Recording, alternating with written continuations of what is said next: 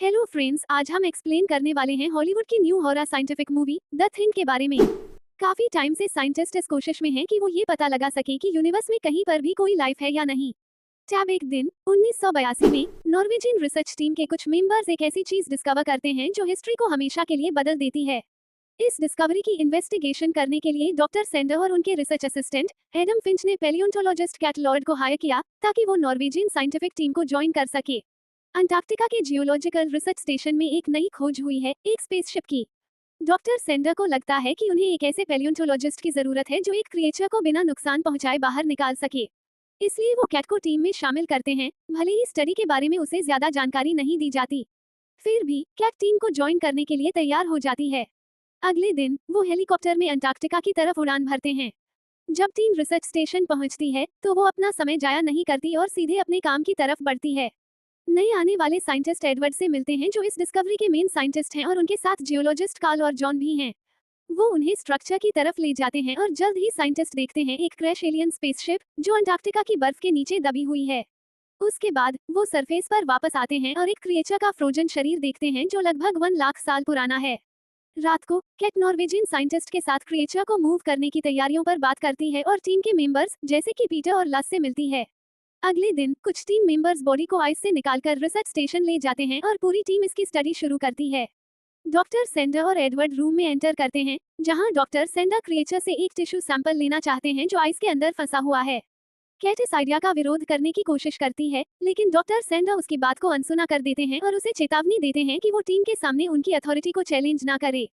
Creature से एक छोटा टिश्यू सैंपल लेने के लिए वो एक ड्रिल मशीन का इस्तेमाल करते हैं जो थिक आइस ब्लॉक को ड्रिल करते हुए क्रिएचर की बॉडी तक पहुंचती है। डॉक्टर सेंडर रूम में एंटर करते हैं और अनाउंस करते हैं कि उन्हें एक ब्रेक थ्रू डिस्कवरी की संभावित एबिलिटी मिली है। उन्होंने ऐसा ऑर्गेनिज्म पहले कभी नहीं देखा जिसका सेल्यूलर स्ट्रक्चर उनके द्वारा डिस्कवर किए गए ऑर्गेनिज्म जैसा हो। टीम इस खुशी में सेलिब्रेशन शुरू कर देती है। जब बाकी लोग ड्रिंक्स लेते हुए बातें कर रहे होते हैं, डेरिक जो एक पायलट है उस रूम को चेक करने जाता है जहाँ क्रिएचर रखा गया है। वो क्रिएचर को अच्छे से देखने के लिए झुकता है, तभी अचानक पीटर एंटर करता है और डेरिक को डराने की कोशिश करता है। डेरिक बुरी तरह डर जाता है और जैसे ही वो बाहर निकलने की कोशिश करता है, एलियन क्रिएचर अचानक आइस ब्लॉक तोड़कर भाग निकलता है। डेरिक तुरंत सबको इस इंसिडेंट के बारे में अलर्ट करने भागता है, लेकिन पहले किसी को यकीन नहीं होता। उसकी पैनिक रिएक्शन देखकर सभी लोग रूम की तरफ आते हैं, जहां उन्हें एक खाली और टूटा हुआ आइस ब्लॉक दिखाई देता है। टीम डिसाइड करती है कि वो अलग अलग ग्रुप्स में डिवाइड होंगे ताकि एलियन क्रिएचर को ढूंढ सकें। बाहर जाने पर कुछ साइंटिस्ट देखते हैं कि लस का कुत्ता बुरी तरह से क्रिएचर का शिकार हो चुका है। इसी बीच ओलाव और हेनरी को क्रिएचर घर के नीचे छिपा हुआ मिल जाता है। जैसे ही हेनरी चिल्लाने लगता है, क्रिएचर अपनी टेंटिकल से उसे पीछे से स्टैब करके अपने अंदर खींच लेता है, जिससे ओलाव का चेहरा खून से भर जाता है। तभी बाकी लोग भी ओलाव की मदद करने के लिए वहां आ जाते हैं। कुछ लोग क्रिएचर को गोली मारकर खत्म करने की कोशिश करते हैं, लेकिन इसका कोई असर नहीं होता और क्रिएचर और ज्यादा गुस्से में आ जाता है। आखिरकार वह लोग घर को आग लगाकर क्रिएचर को जला देते हैं। इस घटना के बाद टीम के पास कोई ऑप्शन नहीं बचता सिवाय स्टडी को कंटिन्यू करने के। टीम के कुछ मेंबर्स जैसे कैट और एडम क्रिएचर के पार्ट्स का ऑटोप्सी करते हैं। बाद में परिणाम से दोनों को पता चलता है कि क्रिएचर के सेल्स हेनरी के सेल्स को एब्जॉर्ब और इमिटेट कर रहे हैं, यानी उसकी नकल कर रहे हैं। कैट जल्दी से लैब से बाहर निकलती है और हॉल में दूसरे टीम मेंबर्स को देखती है। काटा, डेरिक और ग्रिप सब हेलीकॉप्टर में चढ़ने की तैयारी कर रहे हैं ताकि ओलाव को मेडिकल फैसिलिटी भेजा जा सके, क्योंकि इस हादसे से वो बहुत ज्यादा डर जाता है। जब वो लोग बस टेक ऑफ करने ही वाले होते हैं, कैट को शावर में ब्रेक हुए मेटल दांत और बहुत सारा खून फर्श पर पड़ा मिलता है। इस बात से डरते हुए कि एलियन क्रिएचर ने शायद हेलीकॉप्टर में किसी को इन्फेक्ट या इमिटेट कर लिया है, वो जल्दी से बाहर भागती है ताकि जाते हुए हेलीकॉप्टर को रोक सके। जैसे ही कॉटर डिसाइड करता है लैंड करने का, डेरिक क्रिएचर में ट्रांसफॉर्म हो जाता है और ओलाव पर हमला करता है। इससे हेलीकॉप्टर आउट ऑफ कंट्रोल हो जाता है और पहाड़ों में क्रैश कर जाता है, जिससे हेलीकॉप्टर में बैठे सारे लोगों की जिंदगी खत्म हो जाती है। स्टेशन पर लौटकर टीम ने इमरजेंसी चैनल से मदद मांगने की कोशिश की, लेकिन रेडियो का सिग्नल अब बंद हो चुका था। इससे उनकी परेशानियां और बढ़ गई, खास तौर पर तब जब एक बड़ा तूफान उनकी तरफ बढ़ता हुआ दिख रहा था। जैसे ही कैट को पता चलता है कि शावर एरिया को साफ कर दिया गया है, वो घबरा जाती है। एडवर्ड इस बीच कुछ लोगों को नजदीकी बेस पर भेजने की तैयारी कर रहा होता है। कैट हिम्मत दिखाते हुए उसके इस फैसले को रोकने के लिए सामने आती है। वो जोर देकर कहती है, ऐसे समय पर ये कदम उठाना गलत होगा, क्योंकि हमें अब तक ये भी नहीं पता कि हम किस खतरे का सामना कर रहे हैं। कैट सबको समझाने के लिए बताती हैं कि उसने और एडम ने क्या खोजा था, कि वो क्रीचर किसी भी जिंदा चीज की शक्ल को रेप्लिकेट कर सकता है। केट सबूत के तौर पर टूटे हुए मेटल दांत दिखाती हैं और समझाती हैं कि वो अजीब क्रीचर इन दांतों को निकाल देता है क्योंकि ये इनऑर्गेनिक मटेरियल्स को इमिटेट नहीं कर सकता। बेसिकली केट बताती है कि उनमें से कोई एक एलियन हो सकता है। टीम के ज्यादातर मेंबर्स को इस बात पर यकीन नहीं होता। एडवर्ड तुरंत इस बात को नजरअंदाज कर देता है और सबको प्लान के मुताबिक आगे बढ़ने का हुक्म देता है। जैसे ही बाकी लोग रूम से बाहर निकलते हैं, जूलियट केट के पास आती हैं और कहती है कि वो उस पर भरोसा करती है। जूलियट बताती है कि उसने कॉन को देखा था जब वो टॉवल लेकर शावर से बाहर निकला था। लोगों को रोकने के लिए जूलियट केट को एक रूम में ले जाती है जहां स्नो कार की चाबी छुपी हुई है। जैसे ही केट चाबी निकालने की कोशिश करती है, जूलियट अचानक एक भयानक चीज में बदल जाती है और उस पर पीछे से हमला करती है। केट फौरन बाहर की तरफ दौड़ती है और हॉल में काल के पास से गुजरती है, लेकिन काल इतनी धीरे से रिएक्ट करता है कि वो चीज आखिर में उस तक पहुंच जाती है। बिना किसी हथियार के केट बस देख सकती है जब वो चीज केट पर हमला करती है। शुक्र है, बाकी लोग आवाज सुनकर मदद के लिए दौड़ पड़ते हैं। लस एक फ्लेम थ्रोवर भी लाता है और उसका उपयोग करके उस चीज को जला देता है। बाद में बाकी टीम मेंबर्स बाहर इकट्ठा होते हैं ताकि उस अननोन क्रीचर से संक्रमित बॉडीज को जला सकें। सब लोग इस समस्या को हल करने के तरीके पर चर्चा करते हैं और आखिर में तय करते हैं कि वे खुद को क्वारंटाइन करेंगे।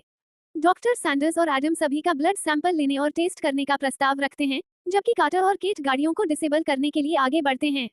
इस दौरान लस केट को एक क्रेट दिखाता है जो ग्रेनेड से भरी हुई है। थोड़ी देर बाद लस और केट अपना काम पूरा कर लेते हैं।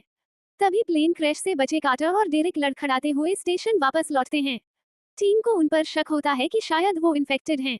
टीम के कुछ लोग तुरंत उन्हें जलाने की बात करते हैं, लेकिन केट कहती है कि पहले उन्हें आइसोलेशन में बंद करना चाहिए ताकि लैब में उनका टेस्ट किया जा सके। डॉक्टर सैंडर्स टेस्ट की तैयारी करने लगते हैं। जैसे ही ये दोनों थोड़ी देर के लिए बाहर जाते हैं, लैब में अचानक आग लग जाती है। जब आग बुझाई जाती है तो रूम में टेंशन और बढ़ जाता है और सब एक दूसरे पर इल्जाम लगाने लगते हैं। केट के पास एक और तरीका है जिससे सच का पता लगाया जा सकता है।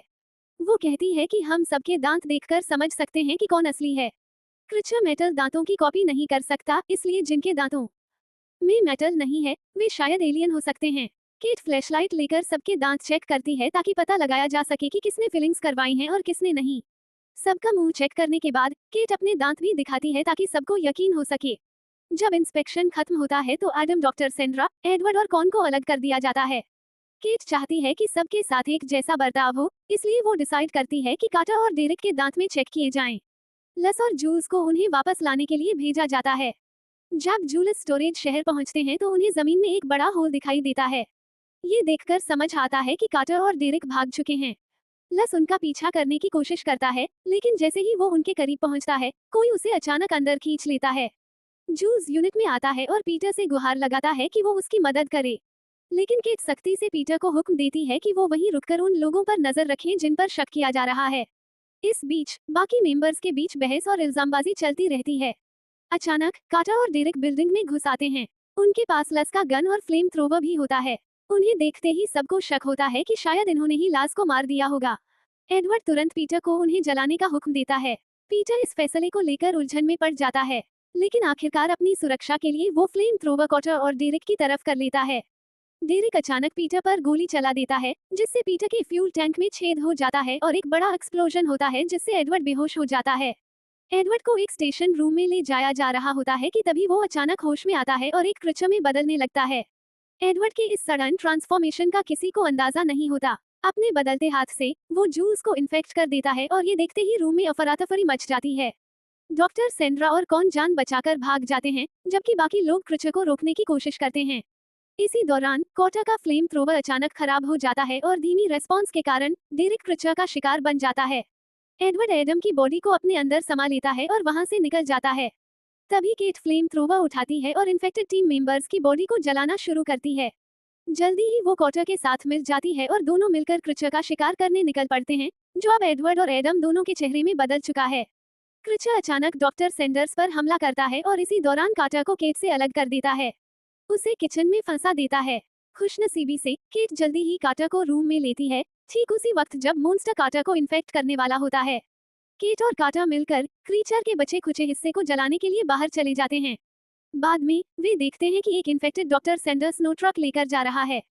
केट और कार्टर थोड़ी बहस करते हैं, लेकिन केट फ्रेंडली तरीके से कार्टर को समझाती है कि हमें उसे और मुश्किल खड़ी करने से रोकना होगा। स्टेशन छोड़ने से पहले केट ग्रेनेड्स और दूसरे जरूरी सामान अपने साथ ले लेती है। जल्दी ही वो स्नो ट्रक को उस जगह पर ढूंढ लेते हैं जहां स्पेसशिप मिला था। जब वे नीचे जाते हैं तो देखते हैं कि वो एक्स्ट्रा स्पेसशिप फिर से शुरू हो चुका है और धीरे धीरे टेक ऑफ के लिए तैयार हो रहा है। दोनों जल्दी से भागने की कोशिश करते हैं ताकि शिप के खुलने वाले हिस्सों से निकल सके, लेकिन केट स्पेसशिप के अंदर गिर जाती है और फिर से कार्टर से अलग हो जाती है। केट उस एलियन स्पेसशिप के अंदर क्रीचर को ढूंढने लगती है और आखिरकार उसे फिर से मिल जाता है। सीधे सामना करने में नाकाम, वह एक पतली जगह की तरफ भागती है जहां क्रीचर नहीं आ सकता।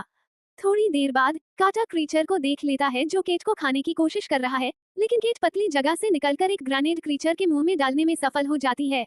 दोनों वहां से जल्दी से भाग जाते हैं, एक्सप्लोजन से दूर।